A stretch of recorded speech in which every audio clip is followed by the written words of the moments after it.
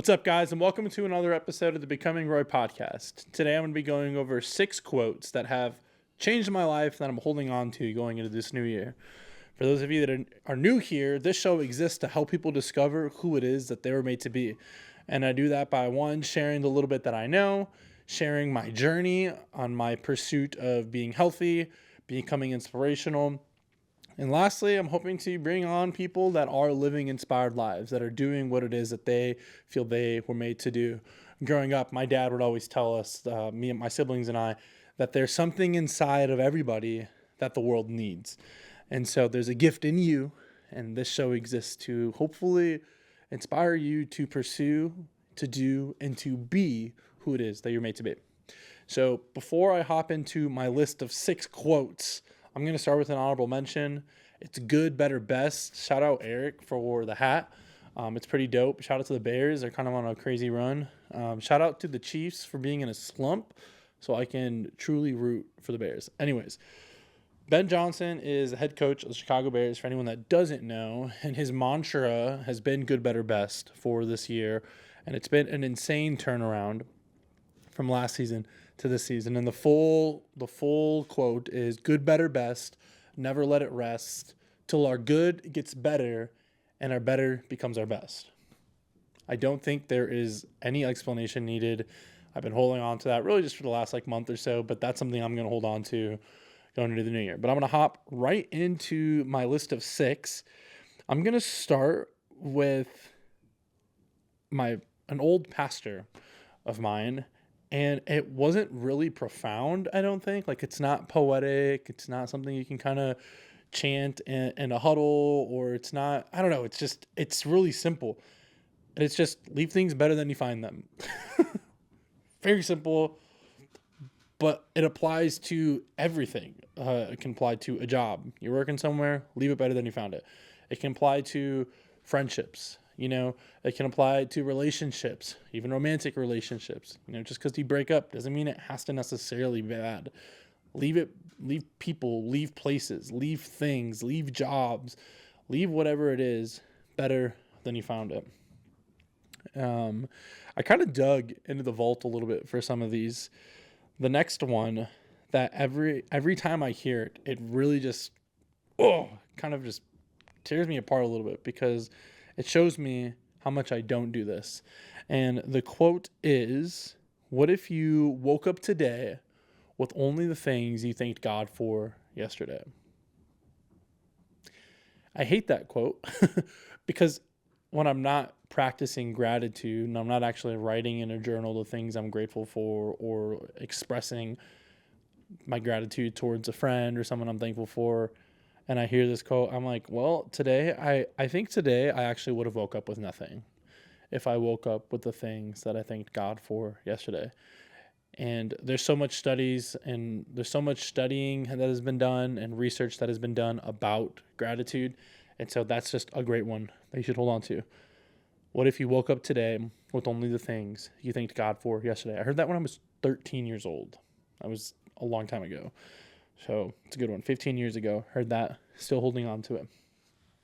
Okay, the next one that I'm going to read to you is from our boy James Clear. Everyone and their mom that is trying to be a better person and improve productivity has all heard about James Clear, Atomic Habits. And he says, you do not rise to the level of your goals, but you fall to the levels of your systems.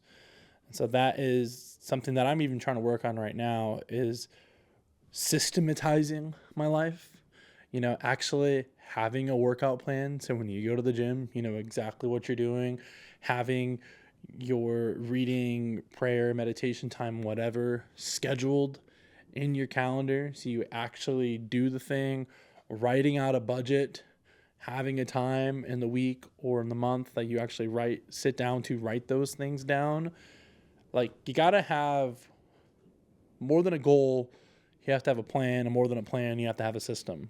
It's the how. Everyone wants to know what we're going to accomplish or what you're going after, but we rarely stop to ask ourselves the question, how are we going to get there? And actually writing that shit down. There was a study done, I think I quoted it in the last episode, that there's a 41% increase in people achieving their goals to those that write it down to those that don't. And so write your goals down, but write your plans down, write your systems down. Having buffers in. I'll never forget when I think I was 13. I was very fortunate that my dad took me to this business leadership conference. We went to Cincinnati, Ohio, and it was called Transformational Leadership. And I've tried looking them up and I can't really find anything, but it was like something Ford.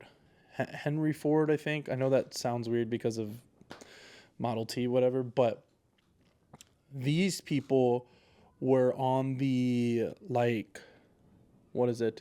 They were like on the they were some of the advisors for the Walton family, for the Walmart people that started Walmart. And this was just one of the most transformational weekends of my life. I think about this all the time, the things that I've learned. But one of the things that I've learned that I think plays into systems is they would talk about having bumper buddies. And they kind of had an illustration of you driving up a mountain and they have the bumpers there so you don't fall off the mountain. And that's accountability. That is doing things in community. That's not being alone. And so think through your systems, but in your systems, I love Michael Smoke, Higher Up Wellness. He always says compliance is the science. And so make things easy enough that you're actually going to do it and that you're actually going to stick to it. Now, I feel silly even saying that because I'm trying to lose 100 pounds and I've regressed today, right now. I was 275 in May. Today I'm 320. I've gained a damn near 50 pounds. And so I'm not even following my own damn advice, but I'm hoping that my knowledge can come, what I know up here can actually become actuality or whatever, tangible, whatever, come to fruition. Sorry, I'm kind of struggling with words right now. And so you do not rise to the level of your goals, you fall to the level of your systems. Think through that. Okay. The next thing that I'm going to share with you guys is from, I actually don't know 100% who this quote is from. So if I don't give credit to where it's due, can you actually let me know in the comments? I'm like 90% sure this is from Alex Hormozy. And he says, "You do not become confident by shouting affirmations in the mirror, but by having an undeniable stack of proof that you are who you say you are. Outwork your self-doubt." This is everything. This is everything because it's so hard to do. I think is just to do the thing over and over and over and over and over again, and repetition and repetition. Right now, I'm like trying to become a better communicator. And it's like, okay, instead of just looking in the mirror and saying, "You're a good communicator, Roy," I actually need to sit down and I do need to do the next episode of the podcast. I need to do my public speaking challenge on TikTok and talk for 60 seconds with as little filler words that I can. As an aside, I feel like this podcast is that juiced up. I try to speak. I try to respect your attention, whatever. Okay. So yeah, I'm going to read it again. "You don't become confident by shouting affirmations in the mirror, but by having an undeniable stack of proof that you are who you say you are. Outwork your self-doubt." Boom. Perfect. I mean, some of these just really don't need explanations. Okay. I've got two more. I'm kind of breezing through this. Might be a little bit of a quicker episode, but that's fine. I'm trying to get into the habit of just doing episodes consistently, and so I didn't really know what to talk about because I've been in a slump. And here I am. I just thought I would pull on some things that I've been holding on to. Okay, this next one is from my hero, Kobe Bryant. If you don't know, I love Kobe. I actually think I'm going to do an episode on him coming up and the impact that he's had on me because the anniversary of his passing is coming up in a couple weeks. But Kobe said, I'm going to tell you the half quote, so I directly quote him, and then I'll give you the context. He says, "When you have this point of view, the world becomes your library to become better at your craft." Read it to you again. "When you have that point of view, the world becomes your library to become better at your craft." Now, the full quote in this interview that he did with Patrick Bet-David, which is an insane interview, you should definitely go check that out. Patrick Bet-David might be one of the best interviewers I think that I've ever listened to, watched. But the full quote is, he's talking about basketball, and he said, basketball for me was the most important thing. So everything I saw, whether it was TV shows, books I read, people I talked to, everything was done to learn how to become a better basketball player. Everything. And when you have that point of view, the world becomes your library to become better at your craft.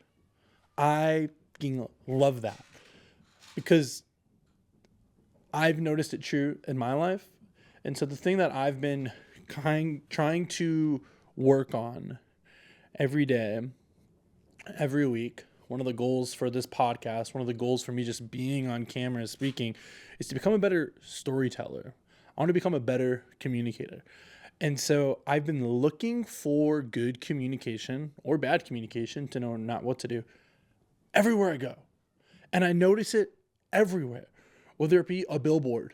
How are they conveying this message to me? Are they grabbing my attention?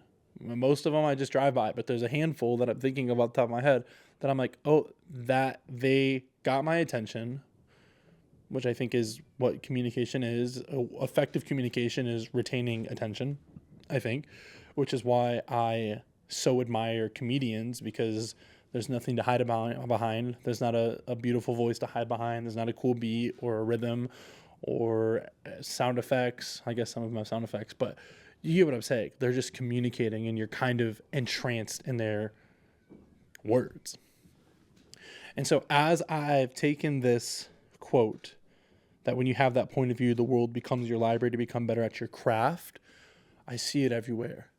Recently, the last couple months, I've started watching movies. I mean, you could name the most classic of classics, and I haven't seen it, outside of like Disney movies and Disney movies, Marvel movies, which I guess is still Disney technically now.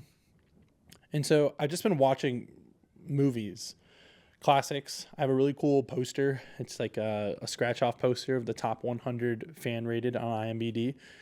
And then I literally am watching all of these movies just from the perspective of, tell me the story. What is the story of this film?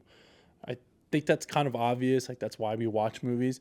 But I've been changing my mindset of, okay, how are they telling me this story? What tactics are they using? Oh, you're doing a flashback, and how it's a little desaturated, so I know that this is a flashback. Or it's a little bit more saturated, so I know this is like some sort of fantasy that's happening. Or you're practicing in medias res, and you're starting in a high stress situation, and then you're going to backtrack. Like, all of these different things I'm noticing, and I'm like, oh, I want to do that in my communication. I want to do that in my storytelling. And it's just been really cool, because, like I said, I'm noticing it everywhere. I'm noticing it in songs. Why are you choosing this words? Why are you saying this the way that you're saying? I'm trying to think. There was something that I read recently where it's the phrase was, he meant to say no, and as the words crawled up his throat, he said something different. I don't remember what it was, but it was that idea of his gut instinct was no, and then the way the book had it written was, as the words came up my throat and out of my mouth, it said a different answer. I don't remember what book that was, but I remember being like, oh my gosh, that's so descriptive. Watching videos, I mean, every video you scroll on, every podcast you listen to, it's all communication. It's all yapping. It's all a story. It's all a message that's being conveyed. And so whatever your thing is, I'm actually curious. You should leave a comment about the thing that your craft that you're trying to get better. But I want to read the full quote of Kobe Bryant for you here right now. Basketball for me was the most important thing. So everything that I saw, whether it was TV shows, books, people that I talked to, everything was done to learn how to become a better basketball player. Everything. And when you have that point of view, the world becomes your library to become better at your craft. Beautiful. Rest in peace to the late Kobe and Gigi. All right. The last quote that I'm going to leave with you guys today, that I'm holding on to, that I honestly hold on to every day. I shared this quote with some friends recently, and they responded with, "Why is this low key making me emotional?" And I was like, that's what OG American literature will do to you. Just really funny. Shout out to Mrs. Parlapiano. So this last quote is from Ralph Waldo Emerson, and he says, "In my walks, every man I meet is my superior in some way, and in that, I learn from him." Humility is the overarching theme for that quote, and approaching people with dignity, approaching people with just humility. I mean, that encapsulates the word humble to me. And I try to learn something from everyone. I try to carry myself in a way that can learn from everybody. And this is like honestly one of my biggest gripes with the world in 2026. Like, I just can't stand this about people. But so many people out there, I've been guilty of it too, but they'll completely write someone off. They'll completely write off an organization. They'll completely write off a movement or a church or an author or whatever because they don't agree with one thing that they say. Can we please learn and bring back eating the meat and spitting out the bone? Why are we throwing the baby out with the bathwater? Does that mean you need to endorse everything everyone says? No. I actually can't stand a lot of the most polarizing example that I can think of. Actually, not the most polarizing, but the example that I'm going to use is Donald Trump. Okay? I can't stand some of the stuff he does. Okay? And I think I don't have great thoughts over some of the things he does. But there's no way that you get elected by the majority vote and you haven't done anything good. Okay? That's a whole nother thing that I don't really want to get into because I'm not a huge fan of politics. But the same thing can be said about so many other things, okay? We take a worship artist who's a part of a church, and the church preaches some weird theology that you don't agree with, so you're not going to listen to that song or that artist. What? Like, it doesn't make sense. And then if you want to get really meta with that kind of thinking, it doesn't hold up because then people are like using like shopping on Shein when they are not like ethical workers, whatever, or they're using Apple products, which have not always been ethically made. It's just like stuff like that where it's like, guys, come on.